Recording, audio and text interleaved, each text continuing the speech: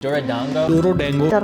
Beautiful. ये shiny ball सिर्फ मिट्टी से बनती है और लोग इसे 3000 से 30,000 तक बेच रहे हैं। क्या मैं भी इसे बना सकता हूँ? ये डोरोडेंगो सिर्फ आर्ट फॉर्म नहीं बल्कि एक ऐसी टेक्निक है जो किसी को भी फोकस्ड बना सकती है। डोरोडेंगो बनाने के 5 स्टेप्स होते हैं, लेकिन मुझसे एक ऐसी गलती हुई जिसने आगे ऑलमोस्ट सब बिगाड़ दिया। पहली स्टेप सिंपल थी, जिसमें बस मिट्टी लानी थी और मुझे लगा सही मिट्टी होगी, इसलिए इसे धूप में सुखाया और रेडी होते ही स्टेप 2 शुरू की। लेकिन पहली दिक्कत आने वाली थी। मेरे को छानने का कोई एक्सपीरियंस नहीं था और वैसे भी इसमें क्या ही गलती हो सकती है। पता नहीं क्यों ऑलमोस्ट सारे तरीके से इसे छाना। मेरे को एक परफेक्ट डोरोडेंगो बनानी थी, पर एक प्रॉब्लम आई। शायद सुखाते टाइम प्लास्टिक बैग्स के छोटे छोटे पार्ट्स इसमें आ गए थे, जो बॉल को शायद स्ट्रॉन्ग नहीं बनने देते। इसे छानने के बाद भी छोटे पार्टिकल्स बच रहे थे। ये इसका छोटा बच्चा। पर फिर याद आया कि गांव में हवा से लाइट पार्टिकल्स को कैसे अलग करते हैं, वैसे ही ब्लो करके सारे छोटे पार्टिकल्स को भी अलग किए और फ्यूचर डोरोडेंगो को बचाया। अब मिट्टी पहले से काफी बेटर थी। डोरोडेंगो। ये डोरोडेंगो तो बिल्कुल नहीं थी, पर नेक्स्ट स्टेप में ये 50% रेडी हो जाएगी, जिसमें एक बॉल बनानी है।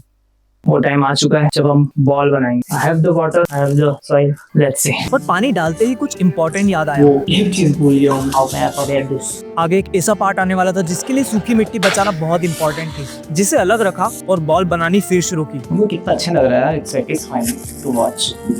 बॉल तो बना रहा था, पर मेरे को नशा हो गया। एक बात बोलना पड़ेगी यार, क्या खुशबू आती है यार इसमें। मिट्टी का नशा। अगले 10 मिनट तक मैं मिट्टी की खुशबू के नशे में था और इसलिए इसे खाने आई रियलाइज कि अभी तक की सारी स्टेप्स और रोटी बनाने की सारी स्टेप्स में कोई फर्क नहीं था, पर ये क्रैक्स को छोड़कर। पता नहीं क्यों ये टूट रहा था, तो पानी मिलाना शुरू किया जिससे शेप आने लगा।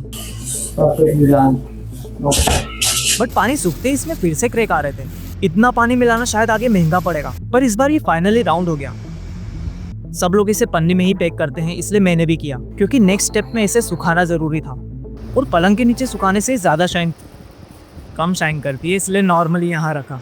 और अब मेरा पेशेंस टेस्ट शुरू होने वाला था। एक गलती मुझे अंदर से तोड़ने वाली थी। पहले 6 घंटे बाद भी ये नहीं सूखा। रात भर वेट करने के बाद भी जब इसे देखा तो धूप में रखने से फट जाती, इसलिए इस बार रूम में फैन ऑन करके ओपन रखा। इसे शाइनी बॉल बनाना मुश्किल लग रहा था। बहुत सारी प्रॉब्लम्स आ रही है, इसमें क्रैक्स आ रहे हैं, इसका शेप भी कट रहा है। लाइक सीरियसली इतना शाइन बॉल कैसे बनेगा? ये सर्कुलर भी नहीं है, कब तक वेट करना पड़ेगा। और शायद यही मेरा पेशेंस का टेस्ट था। नेक्स्ट मॉर्निंग तक भी पूरी तरीके से नहीं सूखी थी। बहुत सूखने लगी थी, मैंने बाहर रख दी थी तेज हवा में। तो उस मोमेंट पे लग रहा था कि सब खत्म हो चुका है। 3 दिन की मेहनत सिर्फ 30 मिनट की हवा से क्रैक। शायद मेरा इम्पेशेंस जीत गया, जिसके कारण मैंने ये गलती कर ली। अब मेरे पास 2 ऑप्शन है, या तो मैं गिव अप कर दूं या फिर मैं इसके क्रैक्स भर दूं। पर ये फेलियर नहीं था, क्योंकि बॉल पूरी तरीके से नहीं टूटी थी। इसलिए क्रैक्स भरने के लिए मैंने लाल मिट्टी ढूंढी, ताकि इसके क्रैक्स से एक डिजाइन भी बने। मुझे इतनी उम्मीद नहीं थी, पर ट्राई करना तो बनता है। फिर मैंने सेम स्टेप्स की, जैसे छानना, पानी मिलाना और इस बार इसका पेस्ट बनाया, जिससे क्रैक्स भरना शुरू किए। फिर रबिंग करते ही इसे देखकर कॉन्फिडेंस आया। अब ये एक नॉर्मल डोरोडेंगो तो नहीं थी।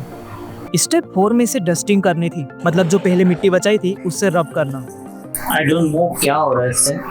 स्मूथ हो जाएगा आई गेस। ये सच में एक पीसफुल प्रोसेस थी। इसका शेप बहुत ही खराब हो रहा है। सबसे पहले इसको ना थोड़ा सर्कुलर करते हैं। इसे परफेक्ट स्फीयर बनाने के लिए जार को पानी में डिप करके कुछ ऐसे घुमाना होता है, जिसे करना शुरू किया और एक्स्ट्रा मिट्टी अलग होते गई।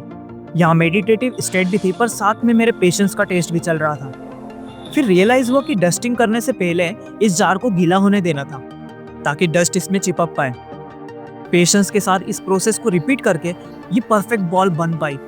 ये पतली मिट्टी डालने से जो गड्ढे वाला एरिया वो भरा रहा है, जार से इसको राउंड भी करते जा रहा है और होपफुली इतनी मेहनत के बाद क्रैक्स आने के बाद शायद मैं इसको शाइनी बना पाऊँ, उम्मीद लग रही है। फिर थोड़े ज्यादा फाइन डस्ट से इसे रब किया और 157th टाइम जार घुमाया। मेरे को लग रहा है काम कर नहीं रहता है। यहाँ पे गड्ढे जो थे वो भरा ही नहीं रहे यार, क्योंकि डस्टिंग कर ली, जार से उसके स्मूथ कर लिया। ऐसा लग रहा है कि यार बस करे यार, I need to do something. अगर मैं कुछ गलत कर रहा हूँ। थोड़ा सोचने के बाद 2 रास्ते समझ आए। पहला ये कि मैं इसको मिट्टी से भर दूं और दूसरा कि मैं ट्राई करते रहूं। थोड़ा सा और ट्राई करता हूँ। अब मैं बहुत थक चुका था और मेरे पेशेंस की लिमिट भी क्रॉस हो रही थी, पर फिर भी कोई इम्प्रूवमेंट नहीं था। एक भी गड्ढा नहीं भराया। फिर मैंने डिसाइड किया जार से इस एक्स्ट्रा मिट्टी को गड्ढों में भरकर इसे राउंड करते जाऊं, तब तक कि प्रॉपर स्टीयर नहीं बनता।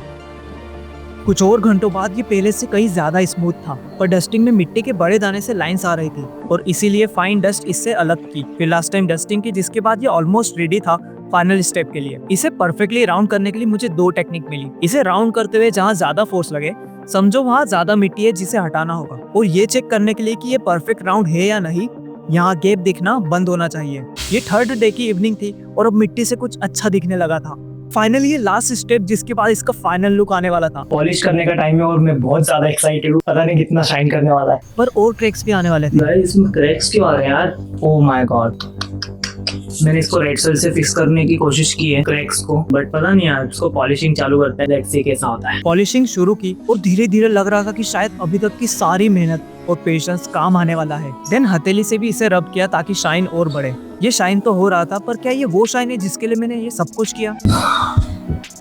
गाइस फाइनली बहुत ज्यादा शाइन कर रहा है और it's time to reveal. Are you ready? Let me show you. It's shining so much यार, बिल्कुल उम्मीद नहीं थी कि इतनी शाइन कर सकती है, वो भी सिर्फ मिट्टी। But I am happy with my result. अब बस लास्ट इंस्पेक्शन बाकी था। इंट्रोड्यूसिंग मुसु, जिसने इसे लेफ्ट से, राइट से, ऊपर से और हर तरफ से चेक किया, और शायद इसे भी बहुत पसंद आई। हाँ बहुत पसंद आई। क्रैक्स ने इसका पीछा नहीं छोड़ा। शायद क्रैक्स उसमें नहीं, मुझ में थे, जो प्रोबेबली इसे रिपेयर और एक्सपेरिमेंट्स करते करते भर जाएंगे। अगर ये वीडियो पसंद आया तो आपको पेंटिंग का वीडियो जरूर पसंद आएगा, जो मैंने बनारस में सीखी थी।